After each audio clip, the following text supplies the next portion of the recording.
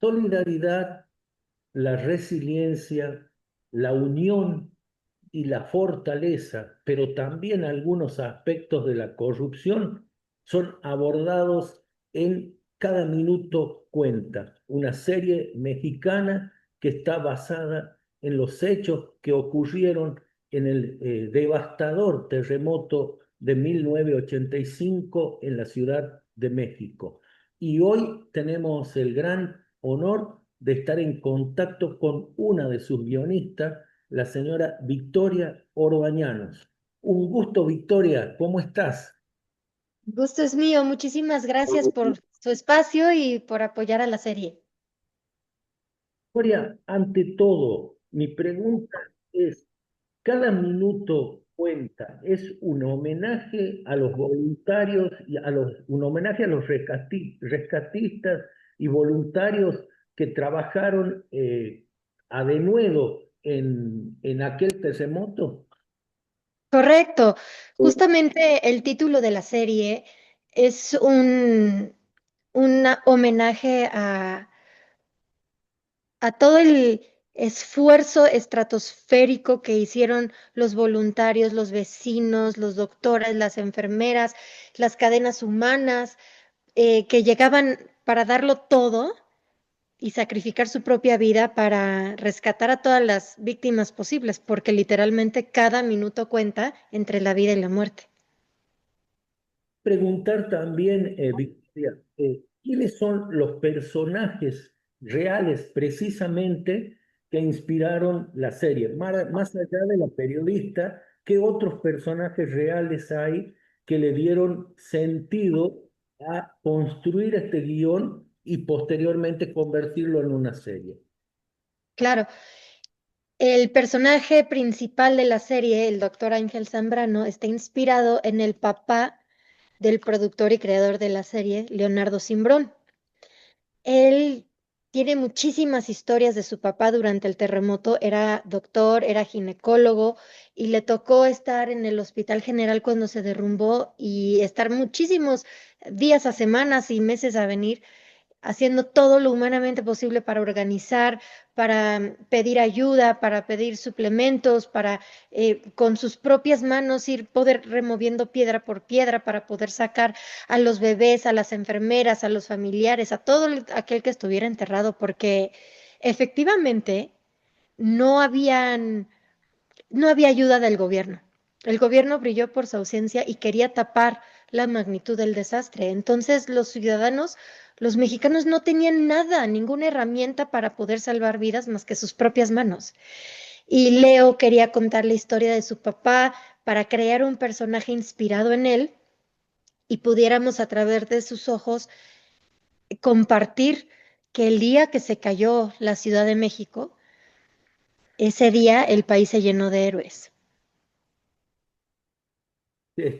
A propósito de la historia, ¿cuáles fueron los desafíos, Victoria, a los que tuvieron que enfrentarse, los desafíos a los que tuvieron que enfrentarse ustedes como guionistas para recrear la historia del terremoto? Muchísimos. En primer lugar, fue el tiempo. ¿Por qué el tiempo? Porque cada hora va contando en tiempo real lo que fue sucediendo en los rescates después del terremoto. Entonces, la primera temporada estamos contando las primeras 10 horas y la segunda temporada abrimos 24 horas después del primer terremoto y contamos las 10 horas que siguen. Entonces, para nosotros ir fidedignamente contando qué iba pasando en los rescates fue una investigación profundísima, profundísima. Entrevistamos a doctores, a enfermeras, a sobrevivientes, a víctimas, a, a personas que perdieron a sus familiares y seres queridos, arquitectos, ingenieros civiles, am, personas del gobierno que estaban en el partido en turno en ese momento. Eh, Vimos muchísimos documentales, nos leímos 3 libros enteros de Iván Salcido, que era el consultor sismólogo de la serie, que es una eminencia en cuanto a sismología y las historias de terremotos en México, porque somos una zona sísmica. Estamos en la falla de San Andrés y tiembla un día sí y al día siguiente también. Entonces, para nosotros como guionistas teníamos que ir minuto a minuto rescatando, investigando qué fue lo que iba sucediendo en los rescates, cómo lo iban haciendo, em, qué se iba necesitando, qué nuevas emergencias surgían, qué ideaban para poder hacer los túneles internos, porque pues no habían ingenieros civiles que llegaran a decirles, si no vas empalando, se te va a ir cayendo el túnel y vas a quedar enterrado. Entonces, no, o sea, no sabían nada más que sus propios instintos y para nosotros como guionistas fue súper complicado ir recaudando información minuto a minuto, hora a hora, media hora a media hora, para poder estar lo más apegados a la realidad.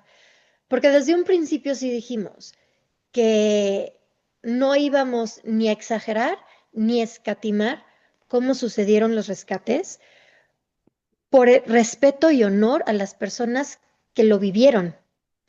Entonces, lo aguante quien lo aguante de la serie, vamos a escribir las cosas tal cual pasaron. Lo aguante quien lo aguante. Entonces, para nosotros fue un reto importantísimo porque muchas cosas que estábamos recopilando pasaban posteriormente, o sea, muchas horas después. Entonces, fue una investigación y una escritura de 6 años para las 2 temporadas, para ir minuciosamente, con todo el respeto del mundo, a pegarnos a la realidad de qué iba sucediendo. Fue durísimo. Victoria, al principio de la nota hablaba acerca de la solidaridad, de la resiliencia, del coraje, de la fuerza, pero fundamentalmente me gustaría preguntarte si de qué manera precisamente la serie aborda la solidaridad y la resiliencia de las personas frente a esta gran adversidad por la que tuvieron que atravesar allá por 1985 los mexicanos.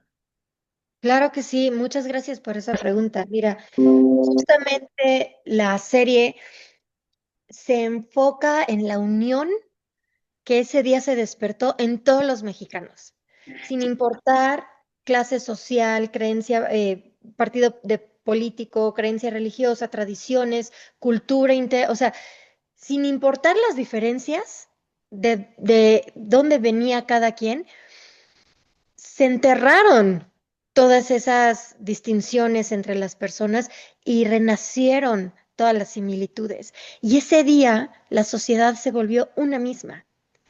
El poder de la ayuda, la unión, la resiliencia, hizo que se salvara el mayor número posible dentro de nuestras posibilidades antes de que llegara la ayuda internacional, porque cuando llegó a las 4 de la tarde, efectivamente el gobierno mexicano los corrió.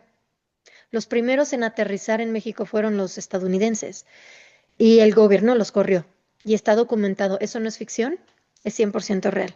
Entonces los mexicanos no teníamos nada más que nuestras propias manos y nuestra confianza en el vecino para poder rescatar a las víctimas. Ese día pasó algo increíble. La solidaridad, el, la falta de miedo que tenían, a pesar de que, por supuesto, todos estaban aterrorizados de lo que había sucedido y de cómo estaba la ciudad, porque si tú viajaras en el tiempo y te plasmas en la Ciudad de México el 19 de septiembre de 1985, tú vas a estar en una zona de guerra. Ese día, las placas tectónicas, documentado, desplegaron la misma energía que despliega la bomba atómica. Entonces, ese día le cayó una bomba atómica a la Ciudad de México. Se cayeron 800 edificios y se murieron todas las comunicaciones, se cortaron las líneas de teléfono, de radio, de televisión, no había cómo comunicarnos y la Ciudad de México estaba completamente incomunicada, no solo de México, del resto del mundo. Nadie sabía qué había pasado las primeras horas.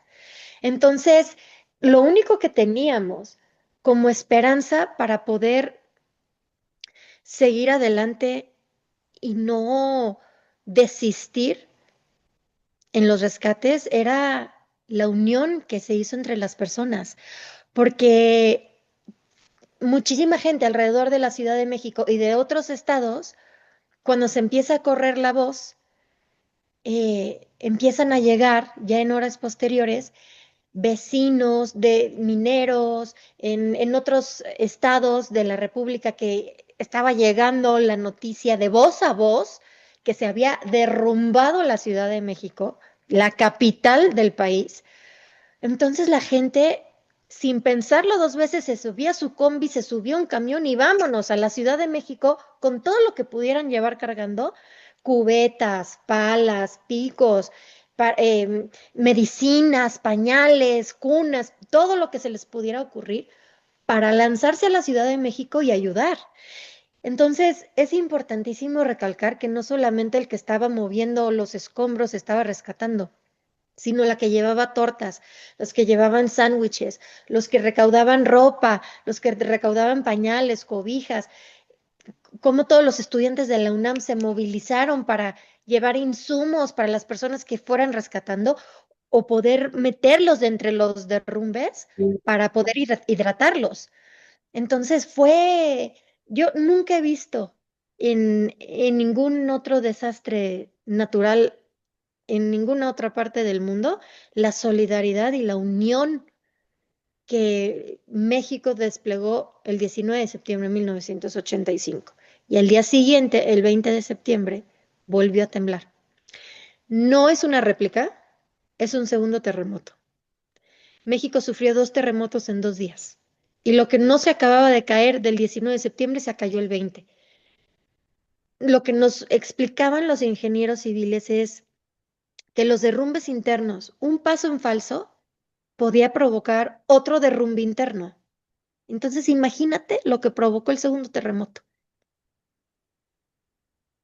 Victoria, a propósito de todo, consulto, ¿cómo se muestra en la serie el cambio de la sociedad mexicana después de estos terremotos? En un principio estamos mostrando la vida de todos los personajes, cómo es antes del terremoto, y a lo largo de la serie estamos brincando en el tiempo justamente para mostrarte cómo era la vida de los personajes, porque vivimos el terremoto a través de sus ojos. ¿Cómo eran ellos antes del terremoto? ¿Cómo era su vida? Lo que estaban afrontando.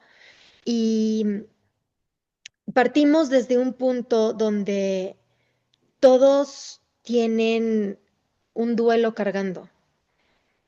El doctor Ángel Zambrano tiene el duelo de haber perdido a su familia, a su esposa y a su bebé recién nacido por decisiones erróneas a la hora del nacimiento del bebé y no se lo perdona. Entonces, él trae cargando un duelo que no está tratado porque le duele vivir y él no se perdona lo que sucedió y tiene la necesidad sí o sí de rescatar a todos los bebés y a todos los pacientes que estén enterrados dentro del derrumbe, porque no se perdona lo que él hizo. No fue su culpa, pero él se lo culpa.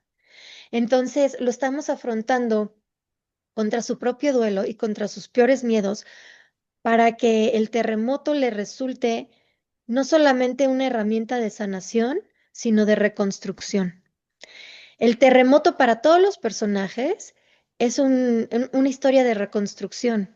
Todos por dentro están destruidos, todos por dentro tienen derrumbe y todos por dentro necesitan volver a renacer, que es justamente lo que los lleva a hacer el terremoto. En la familia de Tlatelolco vemos una familia completamente desunida, una familia disfuncional, donde el proveedor de la familia, Alberto, él es el que pierde su trabajo por haber descubierto la corrupción del gobierno tras haber construido el unifamiliar de Tlatelolco, que era muy importante en México. Lo hicieron con materiales de cuarta.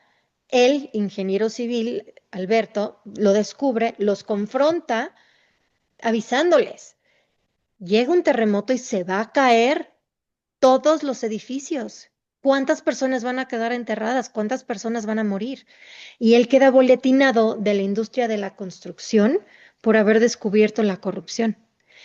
Por las razones correctas, él está sin trabajo, pero eso le da, y eso no lo sabe su esposa Gabriela, a la cual le da mucho resentimiento que no puede ver crecer a sus hijos y ella tiene que trabajar hasta horas extras todos los días para traer el sustento al hogar.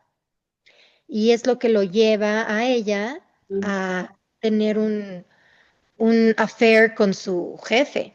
Entonces, al final del día se da cuenta que el héroe que toda su vida lleva buscando, que la va a proteger, que la va a guiar, que va a responder, que va a ser el protector de su familia, es su propio esposo. El héroe que lleva buscando toda su vida está casado con él. Entonces, todos los personajes vemos que traen cargando un derrumbe interno, el cual deben de reconstruir. En esta segunda temporada que van a emitir por Amazon, la historia profundiza los detalles de la primera, trabaja más en la construcción de los personajes o hay otras temáticas que se develan. Seguimos trabajando siempre, siempre en la construcción y develación de los personajes, siempre. O sea, una serie la llevan los personajes. Y además traemos nuevas historias, nuevos personajes y nuevos derrumbes. En la primera temporada abordamos el Hospital General y el Tlatelolco. En la segunda temporada vamos a seguir abordando el Hospital General, pero traemos la escuela de Conalep, que también se cayó y colapsó por completo, además de otras historias y microhistorias de rescates y de derrumbes para abordar a través de los personajes lo más posible y vamos a adentrarnos muchísimo más en la corrupción del gobierno. ¿Qué enseñanzas deja al ciudadano común y al funcionario de turno en aquel momento y a los actuales esta serie, Victoria? En primer lugar, que el gobierno de México, sin importar el partido en turno, nunca se ha merecido su pueblo, nunca. En segundo lugar, la solidaridad que despertó esta tragedia, que este mismo dolor llevó a ser el 19 y el 20 de septiembre una historia de éxito para los mexicanos, porque nuestra unión y nuestra fortaleza, estando em, m- ahora sí que funcionando como un alma misma, nos llevó a rescatar pues a todas las personas que se pudieron y cuando llegaron ya los rescatistas internacionales los pudimos asistir. Entonces, definitivamente la enseñanza que trae cada minuto cuenta es de que esto puede volver a pasar en cualquier momento porque la Ciudad de México y México entero es una zona sísmica. Debemos de estar preparados, debemos de hacer simulacros, debemos de aprender primeros auxilios. Debemos de dejarnos de diferencias entre nosotros y debemos de unirnos. No debe de pasar una tragedia para volver a ser la sociedad de 1985. Tenemos que siempre ver por el vecino. Tenemos que siempre estar de la mano y ver por el mayor bien del país y no por el personal. En virtud de todo lo que hemos conversado, podemos deducir que la serie interpela a la sociedad mexicana en todos sus aspectos, destacando, por cierto, valores humanos increíbles.